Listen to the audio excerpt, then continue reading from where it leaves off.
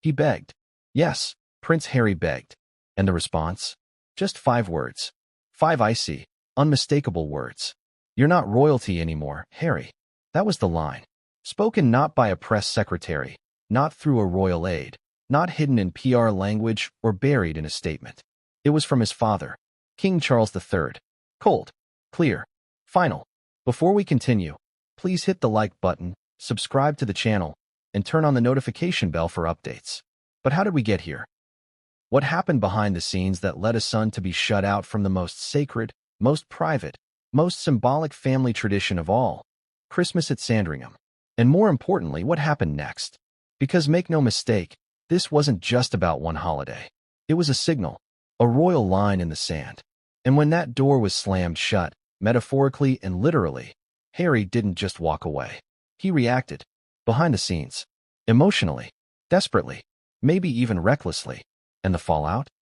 Leaks, confrontations, tears, a royal cousin caught in the crossfire, a child's innocent question that shattered Harry to his core, a speech from Camilla that turned into a public warning, and a letter, unseen by the public until now, that may be Harry's final message to the monarchy. This is not the Christmas story you think it is. This is not peace on earth and goodwill to all men. This is betrayal, ego, power, family, reputation, and silence. Because what happens when you're born into royalty, but told you're no longer welcome at the table? You fight to get back in, or you burn the whole house down. And as December 2025 approached, that's exactly where Harry found himself, at a crossroads between forgiveness and fury. But let's rewind the tape for a moment, because there's a crucial question here. Why now? Why, after everything that's happened, would Prince Harry even want to come back? Let's not forget, he gave up the titles. He gave up the duties. He gave up the United Kingdom. He and Meghan walked away in 2020, then lit the bridge on fire in 2021, then danced on the ashes in 2022, then published a memoir in 2023, then watched their brand collapse in 2024. By the time 2025 arrived, Archewell was bleeding relevance. Spotify was gone. Netflix was cold. The Sussexes weren't just being ignored by the press, they were being mocked. So was this holiday outreach to the royal family a reunion? Or a rescue attempt? That's the million-dollar question. Or, more accurately, the $30 million question. Because that's the estimated cost of the Sussexes' declining empire since stepping back. And King Charles? He knew it. He felt it. To him, Harry's Christmas request wasn't a reconciliation. It was a move. A PR strategy. An optics reset. A desperate plea wrapped in tinsel. But let's talk about that request, because it wasn't a grand public gesture. It didn't come with headlines or interviews. It came in private, quietly, directly, like a son reaching out to his father. Sources say the message was heartfelt, even handwritten. Others say it was a one-line email. Regardless, the answer came back just as clearly. No, not now, not this year, not after everything. And that was the polite version. Because later, when the conversation got more raw, more direct, Charles didn't hide behind diplomacy. He said it out loud. You're not royalty anymore. 5 words. 5 swords. Cutting deeper than any tabloid ever could. And Harry? He was blindsided. He'd imagined bringing Archie and Lilibet to meet their cousins. He thought there might be carols, snowball fights, board games in the drawing room. A moment to show his children the magic of royal Christmas. Instead, he got an empty inbox, and eventually, a message he would never forget. But here's the twist. It wasn't just rejection, it was strategy. Because while Harry was waiting for a reply, something was brewing behind palace gates. A list, a literal list, nicknamed internally by aides as the Royal Christmas Circle. Every year, it's drawn up, quietly, confidentially, by palace staff and signed off by Charles himself. Who gets invited? Who gets banned? It's not just about titles. It's about trust. And Harry? Let's just say his name was underlined, highlighted, and circled, in red. Not welcome. Not this year. Maybe not ever. But that wasn't the worst part. Because the minute that list was finalized, it leaked. Somebody inside that palace, someone close to the nerve center, decided the world needed to know. Within hours, royal reporters were scrambling. Headlines hit like a hurricane. King Charles freezes out Harry again. Royal Christmas blacklist revealed. You're not royalty anymore. Charles's brutal Christmas snub. The public was stunned. The family was divided. And Harry? He went quiet. Too quiet. Because when you've been exiled once, you expect it. But to be exiled again after trying to come home? That hits different. That cuts deeper. But the question we must ask is this. Was Charles right? Was he protecting tradition or punishing his own son? And is this the end of a royal feud? Or just the beginning of a new war? Because this wasn't just about Harry asking for a seat at the Christmas table. This was about the monarchy sending a message. A loud, deliberate, strategic message. You're out. But what happened next would make the rejection look tame. Because it didn't end there. Oh no. This Christmas saga would spiral, fast, into something darker, deeper, far more personal. A royal cousin caught in the middle. A private recording leaked. A toast that left no doubt where Camilla stands. And a question from Lilibet that would leave Harry sobbing behind closed doors. This wasn't a holiday season. It was an emotional battlefield. And the scars? Still fresh. Still bleeding. Because the family that once posed for Christmas cards together was now sending messages through the press. And the man once called His Royal Highness was now just Harry. But what came next would change everything, and no one saw it coming. So what had come next? What was the moment that shifted this from a family dispute to a full-scale royal rupture? Let's dive straight in. Because the rejection itself was brutal, public, humiliating, final. But the aftershock? That's where the real story begins. And it all started with a simple, innocent assumption Harry made the moment he heard the word no. He thought the rejection was private. He thought it stayed between father and son. He thought it was a conversation, not a headline, not a spectacle. Not a global moment. But here's the thing Harry still hasn't accepted, maybe never will. In the royal family, nothing is ever private. Nothing stays behind closed doors. Nothing remains sacred. Not phone calls. Not traditions. Not even pain. And as Harry sat in Montecito replaying those 5 devastating words, "You're not royalty anymore," someone thousands of miles away was already preparing the leak that would expose the entire exchange.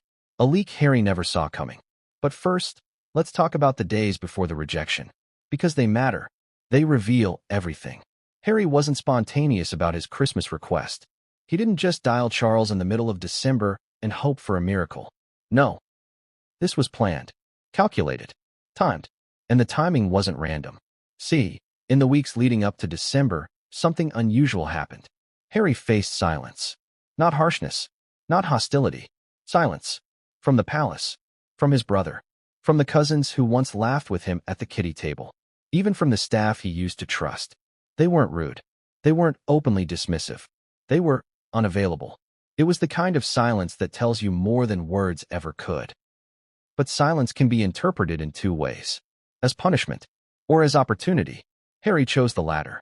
He convinced himself, maybe Meghan convinced him too, that this silence meant the palace was easing tensions before a holiday reunion. "It's been 5 years," Harry reportedly said to a friend. "Maybe things can finally get back to normal." But audience, let me ask you something. After everything that's happened, after interviews, lawsuits, memoirs, accusations, and confessions, after Harry publicly described his stepmother as dangerous, did he really believe things could ever return to normal? And if you were King Charles, would you have opened your doors? Hold that thought, because the way the palace interpreted Harry's request was completely different. Let's paint the picture. It's early December. Sandringham preparations are underway. Staff are hauling in Christmas trees. Caterers are finalizing menus. Security is reviewing VIP guest entries. And inside the king's private study, Charles is reading Harry's message. Maybe he sighs. Maybe he hardens. Maybe he's tired of the emotional tug-of-war. But whatever he felt, one thing was clear. He did not view the request as reconciliation. He viewed it as intrusion. To Charles, the monarchy is not a flexible structure. It doesn't bend for mood swings or shifting loyalties. It doesn't pivot because someone suddenly wants to come home. Titles matter. Duty matters. Image matters. Consistency matters more than sentiment. So Charles rejected him. Not politely. Not gently. Firmly. And yes, those 5 words were spoken. But what came next? That's where the story takes a darker turn. Because after Charles declined, something seemed off. Strange. Strategic. The palace didn't simply deny Harry's request. They closed ranks. Conversations started happening behind doors that Harry no longer had access to. And meets with Charles. William speaks privately with senior courtiers. Camilla hosts a dinner where certain names are floated and crossed out. And then, the list. The Royal Christmas Circle. A list where everyone invited is marked by green. Everyone excluded is marked by red. Guess where Harry's name appeared. But the list wasn't shocking because Harry was barred. It was shocking because someone decided the list should not stay hidden. Someone leaked it. Not the polite version. Not the sanitized version. The real thing. Complete with names, annotations, and, most painfully, comments. Beside Harry's name, one note stood out. Unstable presence. Not advisable. Imagine being a son reduced to a line on a spreadsheet. Imagine knowing hundreds of palace staff saw it before you ever did. Imagine reading those words not in private, but on the front page of major newspapers, repackaged as royal insider commentary. Audience, let me ask you directly. If your father wrote that about you, if your family endorsed that description, would you ever recover from it? Would you ever forgive it? Now here's where the story deepens. Because yes, the leak stunned the world. Yes, it humiliated Harry. Yes, it reignited the feud. But it also triggered something unexpected. Support. Waves of it. From people who never defended Harry before. Suddenly, the public conversation shifted. Is Charles being too harsh? Why deny a father the chance to spend Christmas with his son? Is reconciliation impossible now? But before the sympathy could settle, another leak emerged. This one didn't come from the palace. It came from closer, much closer, to Harry. A source from his own circle. Someone who heard Harry's reaction in real time. And what he said, it was raw, heartbreaking, human. I just wanted to come home for Christmas. 7 words. Not strategic. Not polished. Just pain. Those 7 words hit headlines harder than anything since Spare. People started questioning. Did Harry truly want peace? Did the palace misjudge his intentions? Is the coldness justified anymore? The conversation was shifting. The public mood was softening. And that's exactly when the storm inside the palace intensified. Because the monarchy, whether they admit it or not, hates losing the narrative. And the moment Harry looked sympathetic, the moment the public wondered whether Charles should have let him come home, that's when the monarchy did what it does best. It counterattacked. But what did they do? What did they leak? What pressure did they apply next? Before we get there, we need to understand the emotional chaos inside Montecito. Because this wasn't just political. This wasn't just royal. This was personal. Harry wasn't angry at first. He was devastated, embarrassed, confused. And when the world read his private plea, he broke. Sources say he barely slept. He paced. He replayed memories of past Christmases. Diana tugging scarves around his neck, William teasing him during charades, Philip laughing louder than anyone. He let Meghan distract him at first. Holiday planning, last-minute shopping, a Santa-themed charity event. But even that facade cracked. And then, the moment that truly shattered him. A question. From Lilibet. Daddy, why can't we go to Christmas with the other princesses and princes? Harry froze. How do you explain exile to a toddler? How do you describe a monarchy's resentment? How do you answer when your own child asks why they don't belong? That moment, that single moment, changed everything. Because Harry realized something gut-wrenching. This wasn't just his feud. It was now part of their story. His children's inheritance wasn't just royal lineage. It was royal rejection. And that was the moment Harry's emotions hardened. The sadness evaporated. The confusion turned into clarity. What replaced it? Anger. Pure, unfiltered anger. Toward Charles. Toward the palace. Toward the monarchy. Toward fate itself. And just as that anger settled in his chest, just as Harry started preparing to respond on his own terms, the palace made their next move. A move designed to humiliate, to reinforce the boundary, to make sure no one mistook sympathy for weakness. They greenlit something big, something symbolic, something very public, inside Sandringham, with cameras rolling, with access rarely given. A Christmas special that would showcase unity, tradition, and the true royal family. Without Harry, without Meghan, without the children who used to be part of the royal Christmas story. A warm, glowing, perfectly staged performance of togetherness, starring everyone except him. And that was the moment Harry realized. This wasn't just a rejection. It was a message. A loud, unmistakable, carefully orchestrated message. You don't belong here anymore. But what happened next pushed this conflict from painful to explosive, because after the broadcast was set in motion, William stepped in, and his message? That is where the real fire starts. And the story only gets more intense from here. Did he really think it would work?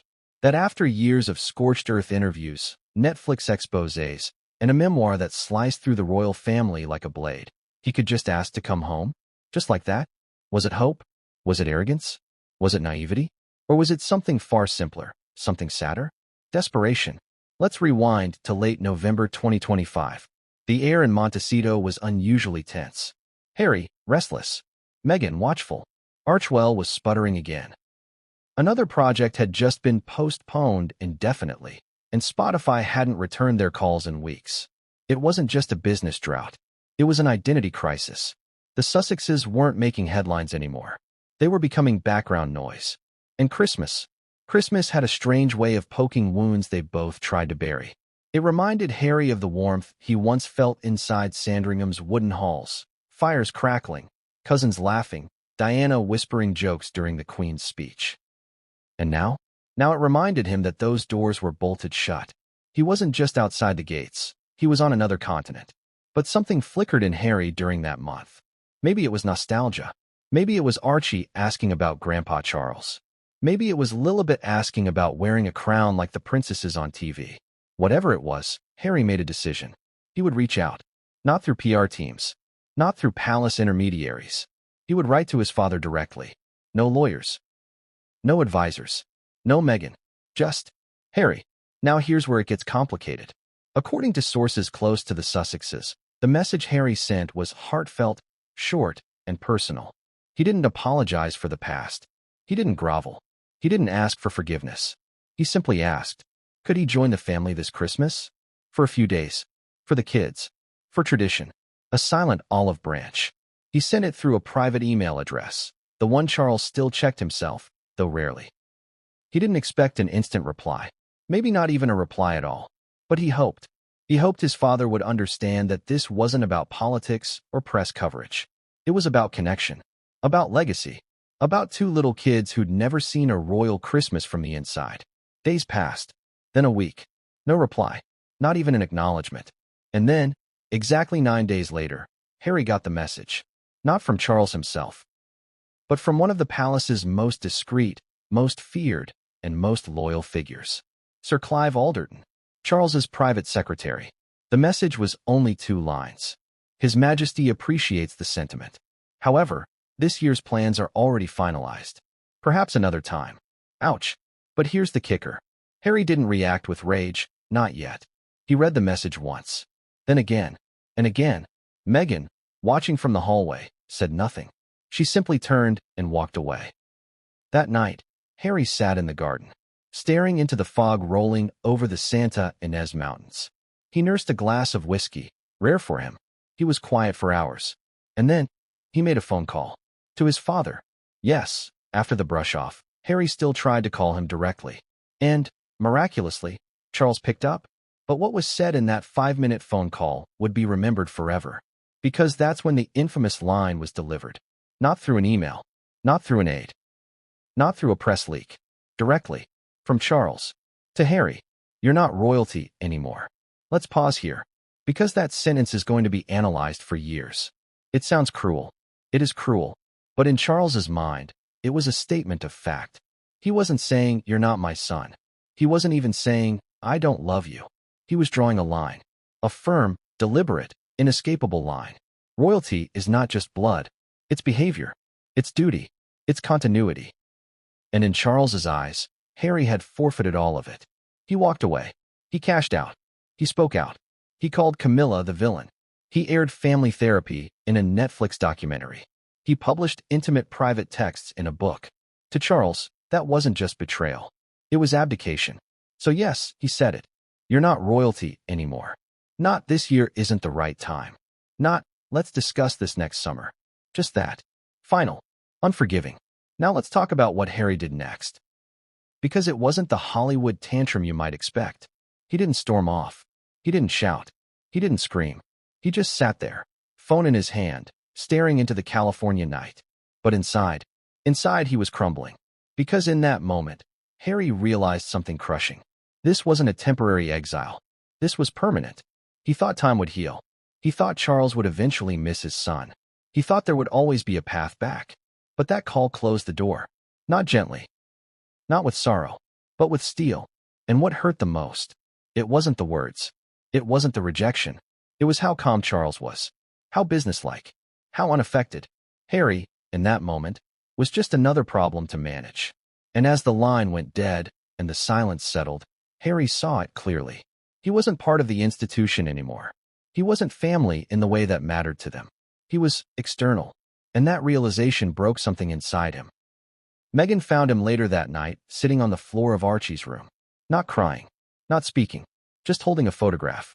It was from 1991, a Christmas morning in Sandringham. Diana smiling. William pulling Harry in a headlock. Philip wearing a ridiculous Santa hat. Innocence, warmth, belonging. And now? Gone. But here's the twist, and you knew it was coming. Just hours after that phone call, the story leaked. Not just that Harry had been denied. Not just that Charles had said no. But the exact quote. You're not royalty anymore. It was everywhere. Front page of the Times. Scrolling ticker on Sky News. Bannered across TMZ and People. The call, the quote, the rejection, it all exploded across the media like a grenade. Which means someone was listening. Someone, inside the palace, either heard the call, or was told about it immediately, and leaked it, not just to inform, but to send a message. This wasn't a private pain. This was a public spectacle. The monarchy wasn't just slamming the door. They were broadcasting it, loud and clear. And the message? Harry's chapter is over. Now let's pause and ask the big question. Why leak it? Why humiliate him again? He already wasn't coming. Why twist the knife? 2 reasons. 1. Control. The palace didn't want sympathy for Harry. They didn't want the press spinning it as a sad family rift. They wanted it understood. This was not a snub. It was a boundary. 2. Fear. They knew Harry could spin the story his way. They knew he might sit down for an interview. He might release a holiday podcast episode. He might leak his own version. So they beat him to it. Preemptively. Decisively. Brutally. And Harry? He was caught off guard. He wasn't ready. He had played his card in private. The palace flipped the entire deck in public. So what do you do when your father denies you? And the world is watching? You react. And that's what Harry did next. But not the way you might expect. Not with rage. Not with revenge. With something far more dangerous. Vulnerability. He let himself be seen. He didn't speak to the media. He didn't release a statement. But someone close to him, very close, leaked something raw. A voice note. Just 7 words. I just wanted to come home for Christmas. It wasn't strategic. It wasn't polished. It was human. And it shook the narrative to its core. Suddenly, the headlines changed. The tide turned. People started to ask, was Charles too harsh? Shouldn't Christmas be about forgiveness? Is this really what Diana would have wanted? The monarchy had won the battle. But maybe, just maybe, they'd started to lose the war. And what Harry did next, what Meghan did next, that's where things take an unexpected turn. Because while the palace fortified its walls, the Sussexes prepared to fight back. But not with rage. With optics. With image. With strategy. And that countermove would begin with a very unexpected guest list. Because the royal Christmas list wasn't the only one being drawn up. And Meghan's version was about to go viral. Do you believe in second chances? Because the royal family doesn't. At least, not when it comes to Prince Harry. You see, what most people don't realize is that the monarchy doesn't simply reject you with words. They do it with ritual, with documentation, with silence dressed up as civility. And nowhere is that more brutally obvious than the list. Yes, the infamous list. You've probably never heard of it. It's not public. It's not archived. It's not discussed during interviews or shown in documentaries. But inside Buckingham Palace, it exists. Every December, like clockwork, the sovereign and a trusted handful of senior courtiers draw up a document known internally as the Royal Christmas Circle. It's not just an RSVP sheet. It's not just who's coming to dinner. It's strategy, symbolism, and, in some cases, revenge. Now let's be clear. This list is not written in ink. It's typed, updated, reviewed, over and over again, color-coded, according to one former staffer. Green means cleared. Yellow means pending. Red means inadvisable. Guess where Harry and Meghan landed this year? Red. All caps. Underlined. With a private notation beside it. High risk. Unresolved. But it gets worse. This year's 2025 list didn't just reject Harry and Meghan. It revealed something even more shocking. The royal circle had shrunk. People once considered safe were quietly sidelined, removed, red-tagged. Among them, Princess Eugenie's husband, Jack Brooksbank, Sarah Ferguson, Duchess of York, and in a particularly cold twist, even Lady Louise, Edward and Sophie's daughter, was downgraded to yellow. Why? Because of associations. Because of perceived sympathies. Because some royals had the audacity to show Harry compassion. Compassion, it seems, had become dangerous. But let's not get ahead of ourselves. Let's go back to when the list was finalized. Early December 2025. Inside Clarence House, behind closed doors, Charles sat with his private secretary, Sir Clive Alderton, and Camilla beside him. Eyes cold, voice tight. They had one job. Decide who would be included and who would not. The stakes? The televised Christmas Eve broadcast. The public family walk to church. The annual post-lunch photo op. Every person on that list would be seen, captured, analyzed, decoded by media across the globe. Charles didn't want any surprises. No slip-ups. No rogue interviews. No awkward glances. Only unity. Which meant certain people had to go. And Harry? He wasn't even discussed. His name was already in red. What shocked insiders was how quickly the rest followed. Zara and Mike Tyndall? Green. Eugenie? Yellow. Beatrice?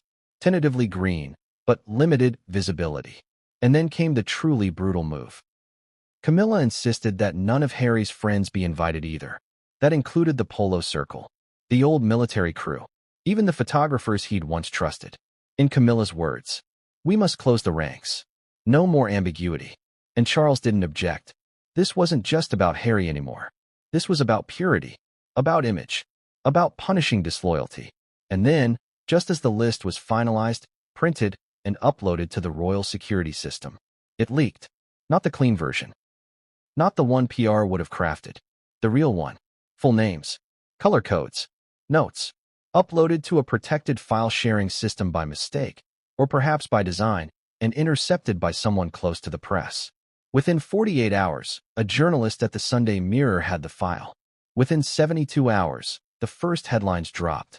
Royal Christmas List reveals inner circle. Sussexes labeled high risk. Public reaction? Stunned. Even people who disliked Harry found the whole thing vindictive. Tabloids swarmed like bees to honey. Pundits tore it apart on talk shows.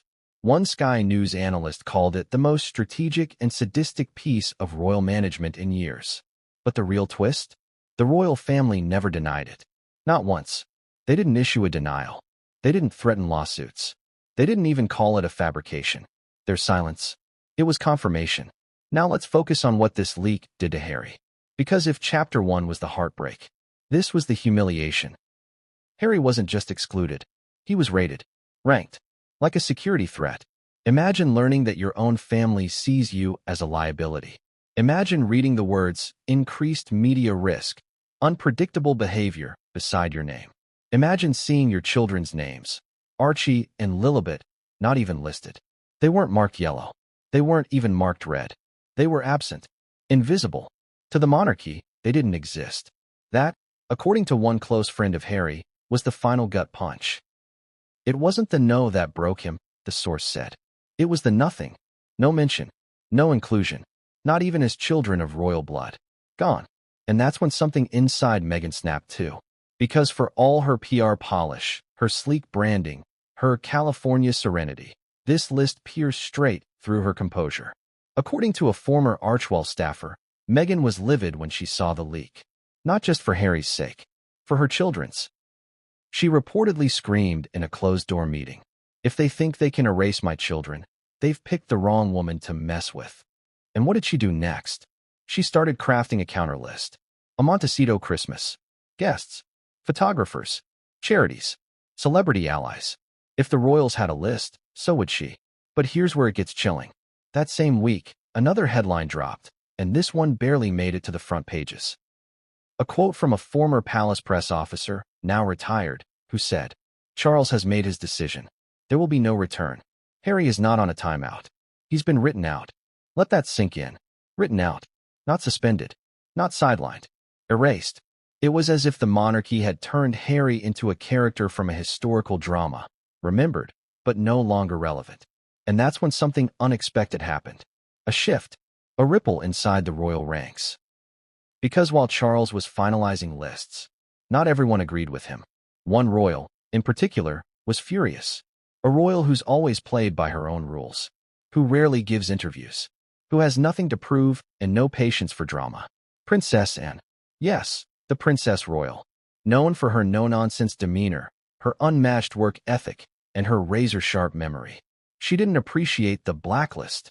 She didn't like the way Harry's children were ignored.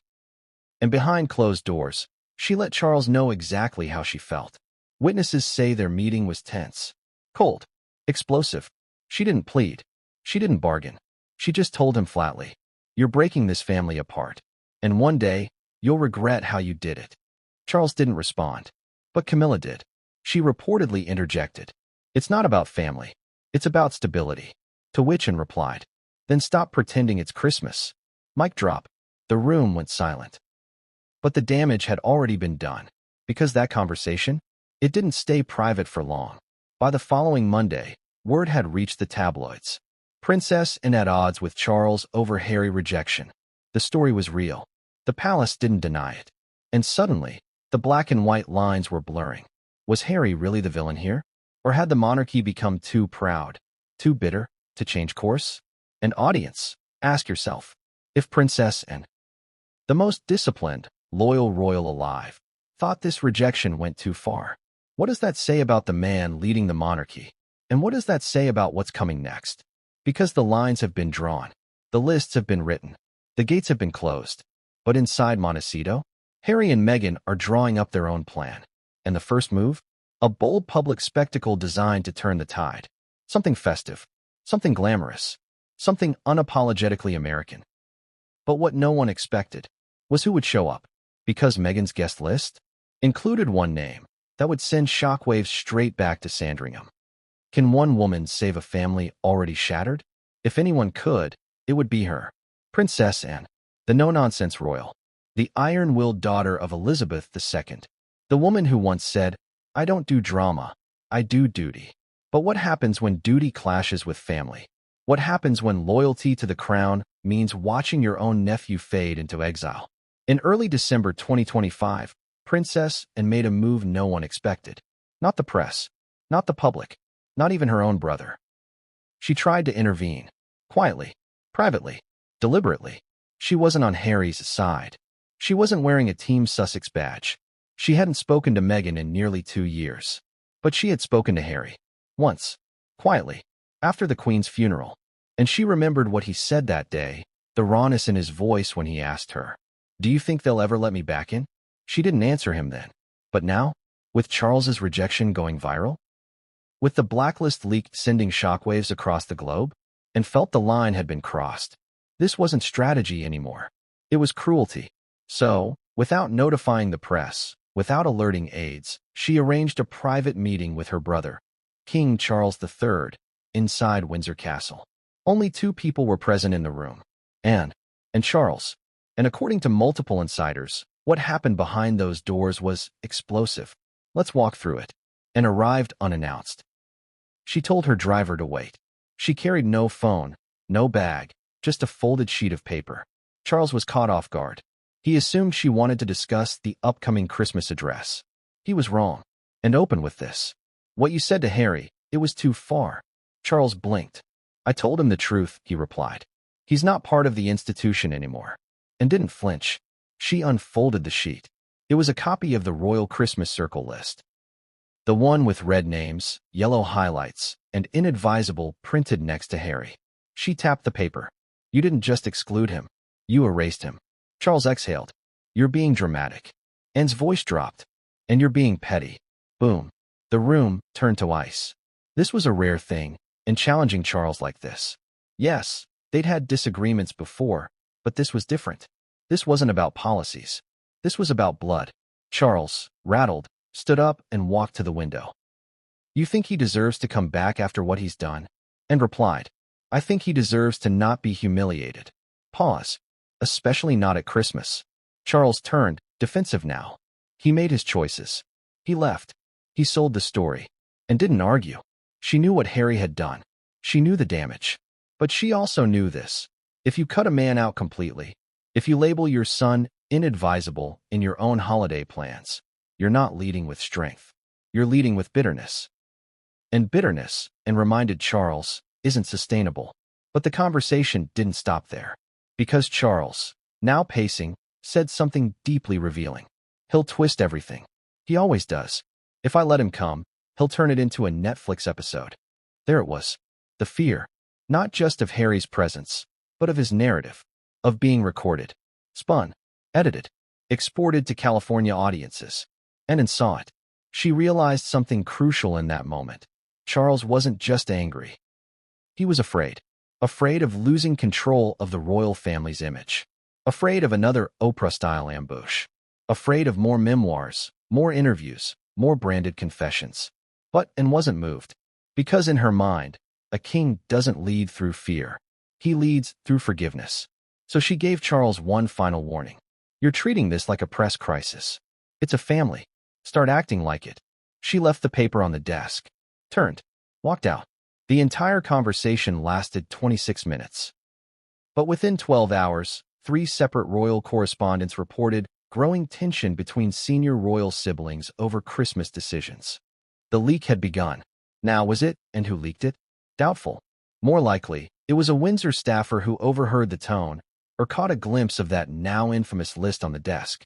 But either way, the damage was done. The press got wind of the clash, and the headlines followed.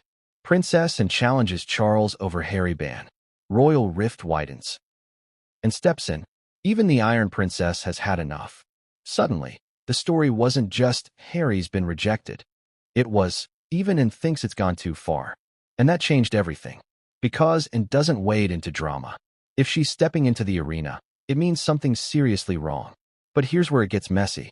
Because while and was trying to lower the temperature, someone else decided to turn up the heat. And that someone was Camilla. Behind the scenes, Camilla had been watching it all unfold. The leak, the headlines, the drama. And she wasn't pleased. To her, Anne's attempt at diplomacy was weakness. A distraction. A risk. Camilla reportedly told a senior aide. He doesn't need reconciliation. He needs silence. Her position was clear. Let Harry hang in the wind. Let the rejection stand. Let the public know the door is closed. And to reinforce that, Camilla made a bold move. She began organizing the official royal Christmas Eve photo op, a long-standing tradition of the family walking from Sandringham House to St. Mary Magdalene Church. But this year, she wanted something extra. More cameras, more press, more public affection. She even made a note to include the children prominently, George, Charlotte, and Louis, front and center. Why? Optics. If Harry and Meghan were going to court sympathy with their Montecito holiday, then the royal family would counter-program with unity, smiles, and tradition. Classic PR chess. But while Camilla played to the cameras, Harry was playing to the heartstrings. Because across the ocean, something else was happening. A private meeting between Harry and Princess Eugenie. That's right. And wasn't the only royal trying to mediate behind closed doors.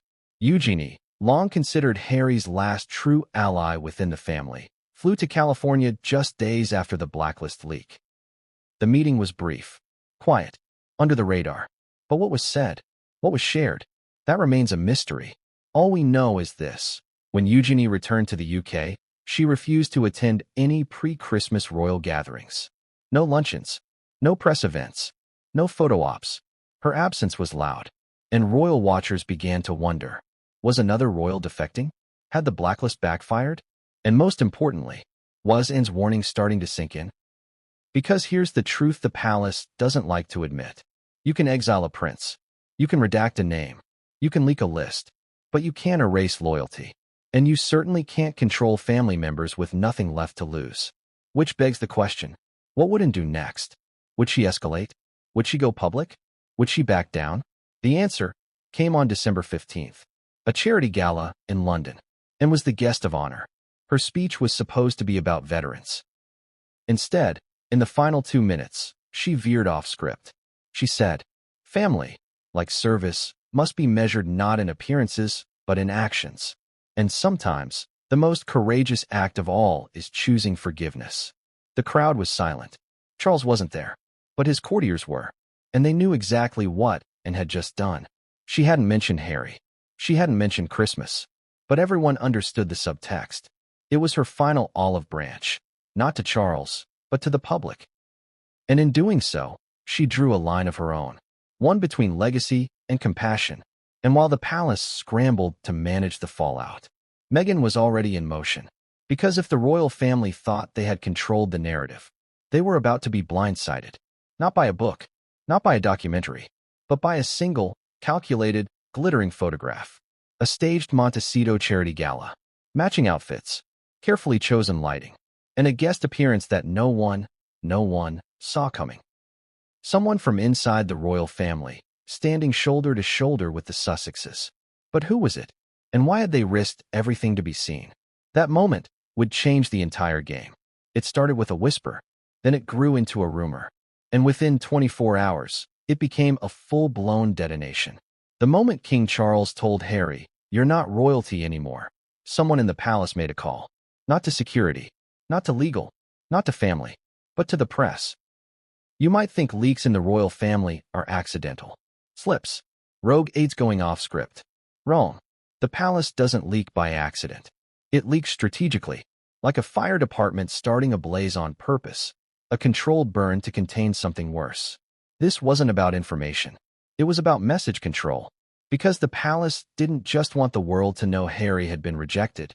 They wanted the world to understand why. And more importantly, they wanted to own the narrative before Harry could respond. Let's rewind. The call between Charles and Harry, the one where Charles dropped the now infamous, "You're not royalty anymore" line, happened just after dusk, UK time. By 8 a.m. the next morning, UK tabloids were already drafting headlines. And by lunchtime it hit. Exclusive. King Charles rejects Harry's Christmas request. You're not royalty anymore. Not speculation. Not suggestion. Direct quotes. The Daily Mail splashed it across their homepage. The Times ran a more diplomatic headline. But the Sun? They went in for the kill. Not royalty anymore. Charles slams door on California prince. What followed was a media feeding frenzy. News anchors debated whether Harry had truly been cut off for good. Radio call-ins split the public. Was Charles too harsh? Or was Harry getting what he deserved? Twitter? A battleground. Some sided with the king. You can't trash your family for 5 years and expect Christmas pudding. Others sympathized with Harry. This is heartbreaking. Diana would have never allowed this. But the real question wasn't about the quote. It was about the source. Who leaked the call? There were 3 suspects. The palace, likely, given how quickly it hit. A royal aide, someone present during the call or debriefed afterward. Camilla's camp, known to have their own media contacts, especially with tabloids. But here's where it gets even murkier. The leak wasn't just one line. It came with context. Reporters quoted insiders describing Charles as resolute but saddened, and Harry as unrealistic about his position. Someone had crafted the entire frame of the story. And that's when PR experts started whispering. This wasn't just a leak. It was a controlled burn. Think about it. The palace knew. Harry might retaliate. Meghan might stage a Christmas photo shoot with the kids. Sympathy might swing their way. So the palace got ahead of the story. They dropped the nuke first. And in doing so, they achieved 3 things. Control. They made sure their version of the rejection was the first thing people saw. Containment. They portrayed the decision as firm, inevitable, and not up for discussion. Character assassination. Without explicitly saying it, they painted Harry as a man still clinging to a crown he walked away from. But here's the twist. It worked too well. Because within hours, something unexpected happened. The public started asking deeper questions. Wait, was that quote real? Why leak something so brutal before Christmas? And more damningly, why humiliate him in front of the world if the decision was already made? Suddenly, the palace's strategy began to backfire. The more they pushed the rejection angle, the more it looked personal, vengeful, petty. By midweek, Royal analysts were calling it the harshest public rebuke since Edward VIII. And Harry? He stayed silent, which, ironically, made him look better, more measured, more wounded, more human. But someone in his camp did respond. Not with words, with a leak of their own. A short, grainy voice note. Just 7 words. I just wanted to come home for Christmas. 7 words. No context, no explanation, but devastating. Suddenly, the public's heart tilted. Even people who disliked Meghan began to pause. Even staunch royalists asked themselves, had it gone too far? And Meghan? She was eerily quiet too. No podcast episode. No statement. No charity post. Just silence. But behind the scenes, Archewell staffers were working overtime. Because Meghan knew something Charles didn't. In a media war, timing is everything. The leak from the palace had started the story, but it hadn't ended it. So she bided her time. Let the outrage simmer. Let the tabloids burn themselves out. Let the public get fatigued with the phrase, "You're not royalty anymore." And then, she struck. 2 days before Christmas Eve, Archewell uploaded a video, titled simply, "Giving, Growing, Together." A sleek, 2-minute reel of the Sussexes delivering toys to underprivileged children in Los Angeles. Harry in jeans and a hoodie, loading boxes. Meghan crouched beside Lilibet, handing a stuffed bear to a wide-eyed little girl. Archie, holding his father's hand, laughing. No narration, no commentary, no voiceover, just images, music, warmth, and at the end, a single message on the screen. Home is where you're welcomed. Boom. Mic drop. Suddenly, the leak from the palace looked ugly, cruel, calculating. Where Charles had leaked a rejection, Meghan had answered with grace. Where the monarchy had played politics, the Sussexes had played humanity. And it worked. That video went viral. 10 million views in the first 24 hours. Celebrities reposted it. Influencers praised it. Even non-royal watchers chimed in. This feels more like Christmas than anything I've seen from the Windsors. And the palace? Backpedaled. Suddenly, aides were issuing vague denials. The king did not authorize any quotes. Private conversations remained private. No formal list of exclusions was ever published. Too late. The damage was done. And Charles? Reportedly furious. Not just at the Sussexes, but at his own team. Because someone, inside his circle, had gone too far.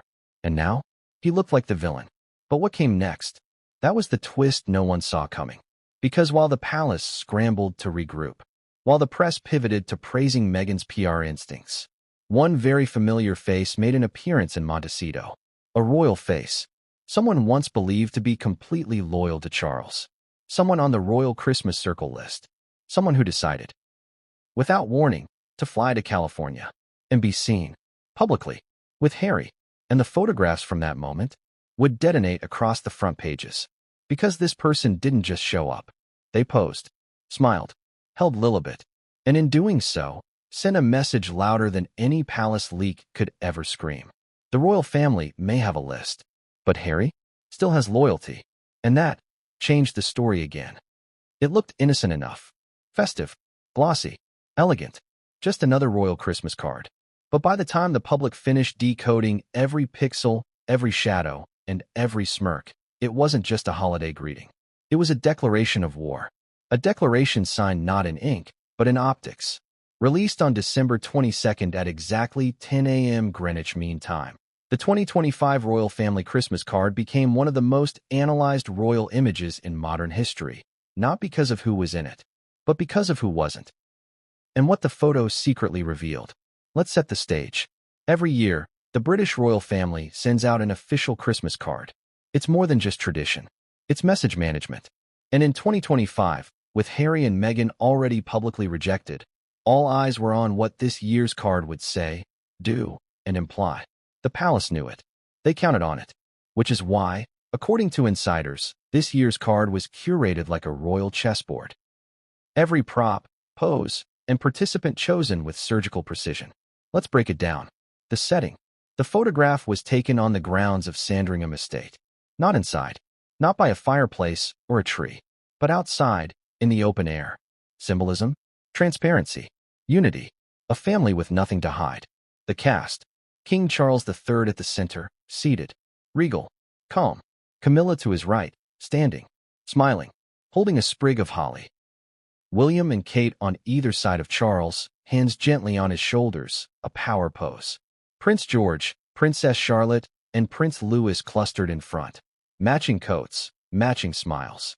Princess and Sir Timothy Lawrence standing off to the side, arms behind their backs, stern, composed. The Duke and Duchess of Edinburgh and Lady Louise, standing far left. Distant, but included. The lighting, soft. Winter sunlight. No harsh shadows. The wardrobe, greens, reds, muted plaids. Traditional. Safe. British. Now you might be asking, okay, but what's so scandalous about that? Oh, you have no idea. Because once the image hit the internet, royal watchers, from casual fans to full-blown decoding obsessives, zoomed in, brightened, adjusted contrast, and began uncovering the real story. Let's walk through the 5 bombshell Easter eggs embedded in this so-called innocent photo. 1. The missing names. No mention of Harry. No reference to Meghan. Not even a symbolic nod to Archie or Lilibet. In past years, even amid tensions, Charles would include a line in the card's message alluding to family near and far, or those separated by distance. Not this time. This year's inscription read, "From our family to yours, with enduring love and shared tradition, Merry Christmas." No ambiguity, no olive branch, just our family. The subtext? Crystal clear. If you're not in the photo, you're not in the family. 2. The empty chair. Eagle-eyed viewers spotted something chilling just behind William, an empty wooden chair, partially cropped from the frame. At first glance, it seemed like nothing. But internet sleuths quickly cross-referenced past Sandringham photos and realized that chair was always Harry's. In photos from 2015, 2016, and 2017, Harry sat in that exact spot. To leave it in the frame, while leaving him out, it was a cold visual metaphor. He's gone, and no one's replacing him. The chair? Symbolically haunting. 3. The brooch Camilla wore. It wasn't just decorative. Camilla wore a vintage brooch featuring a thistle and a rose, the floral symbols of Scotland and England. What's the problem? That exact brooch was a wedding gift from Queen Elizabeth to Diana, and Camilla hadn't worn it in decades. To debut it now, in the middle of the most public fallout with Diana's son, was viewed by many as an intentional power move, a subtle reclaiming, a message: I have the crown, I have the legacy, and I'm not afraid to show it. Twitter exploded. Wearing Diana's brooch? On that card, Camilla didn't just throw shade, she built a forest. 4. Kate's subtle signal. At first glance, Kate appeared to be the picture of royal poise. But then viewers noticed something small, too small to be accidental. Tucked into the waist of her coat was a tiny charm, a silver acorn. The acorn is the Middleton family crest. Kate has worn it before during family-focused events. To include it on the royal Christmas card was interpreted by fans as a quiet rebellion, a signal that her family, her actual family, mattered more than the fractured Windsors, especially after months of rumors that Kate was tired of walking on eggshells when it came to Harry and Meghan. 5. The cropped cousins. Where were Beatrice and Eugenie? They're often included, but this year they were noticeably absent. Especially odd, since Beatrice had recently been praised for her royal charity work, and Eugenie had returned from maternity leave. Why were they left out? Sources say it was optics. Eugenie, especially, was considered too closely associated with Harry. Remember, she had visited Montecito just weeks earlier. The message was clear: play both sides, and you're out. Now let's zoom out. All of this symbolism, all of these details, what effect did it have? It broke the internet. The moment the card dropped, Royal Christmas Card began trending across the UK, US, and Australia. YouTube channels published decoding videos within hours. Instagram flooded with memes. One viral caption read, "This card says Merry Christmas the same way a mafia boss says. It's just business." Another read, "Not the ghost chair where Harry used to sit. I'm crying." But here's where the real bombshell lands. The next day, Meghan dropped a card of her own. Except this wasn't mailed. It was posted on social media. A glossy, high-res photo. California golden hour lighting.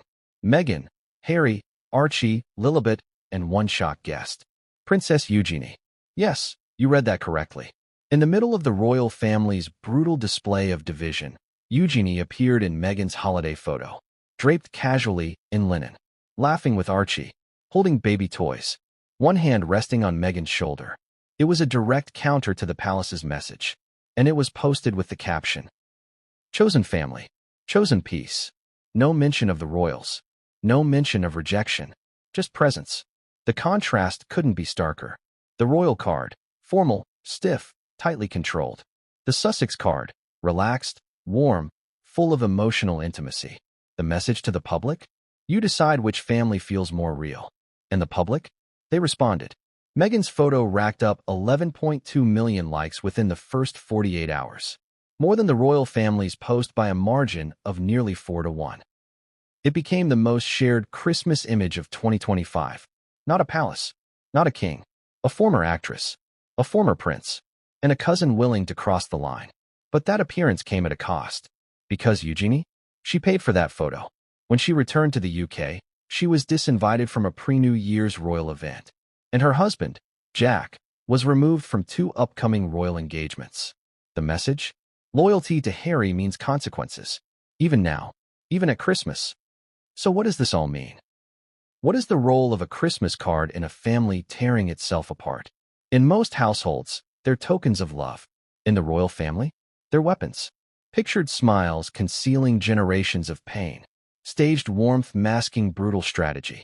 A chair, just barely visible, saying more than a press release ever could. And in 2025, that card did what it was designed to do. Reinforce Charles's power. Elevate William's status. Erase Harry's presence.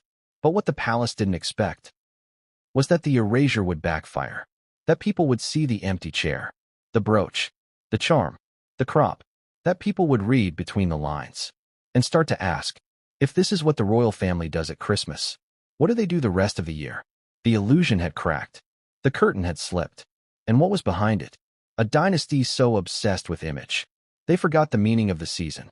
But if the Christmas card battle was a blow, what happened next would be a war. Because Meghan's guest list? It wasn't finished. And the next guest to appear wouldn't just break protocol. They'd break the internet again. And this time, they weren't coming alone. They called it a charity event.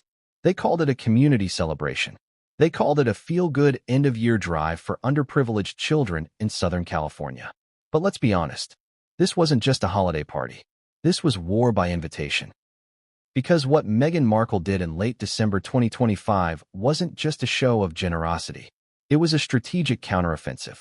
A carefully choreographed Hollywood gambit, staged in the glowing California light, timed just days after the royal family's exclusion of Prince Harry went viral around the globe. This was Montecito's answer to Sandringham. And it wasn't subtle. Let's start with the basics. On December 23rd, Archewell quietly announced an event, a season of giving. A winter celebration for families, hosted at a picturesque outdoor space in Santa Barbara, complete with snow machines, Christmas trees, gingerbread stations, and a toy drive. Invitations were sent to local nonprofits, women's shelters, and youth organizations.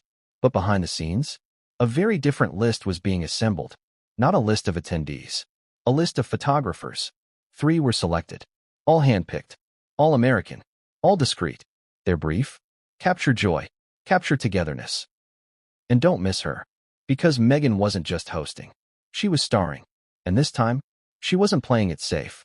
Gone was the business casual Duchess look of 2020 to 2023. Gone were the beige coats, the modest ponytails, the whispered elegance. This Meghan, she walked in owning the room. Dressed in a crimson silk blouse and soft gold trousers, hair blown out, diamond studs glittering just below her ears. The look was unmistakable. Hollywood royalty. And when Harry arrived behind her, wearing jeans, a navy sweater, and a Santa hat tilted just slightly to the side, the effect was complete. They didn't just look good. They looked free. Now here's the twist. This wasn't a private event. Not really. Within minutes, professional photos began appearing online. Perfect lighting. Close-cropped smiles. Children hugging Meghan. Harry holding Archie as snowflakes, from the machine, drifted across his beard. It was picture perfect. But one image? That one image? That was the kill shot. Because in the center of the group photo, arms outstretched, grinning wide, draped in a soft cream coat, stood Princess Eugenie. Again, she had just appeared in Meghan's Christmas card. Now she was here, in person, with Jack. Not only that, but Jack was wearing a bright blue sweater with the word JOY written across the front. Coincidence? Please. This was a message, and a mocking one. While the palace issued its choreographed Unity portrait from Sandringham, the Sussexes were staging their own royal family photo, rebranded, reframed, reborn in California sunshine. And Eugenie wasn't the only surprise. As guests continued to arrive, one more name turned every head in the room. Tyler Perry. Yes, that Tyler Perry. The media mogul who gave Harry and Meghan their first home in the U.S. The man who defended Meghan against press attacks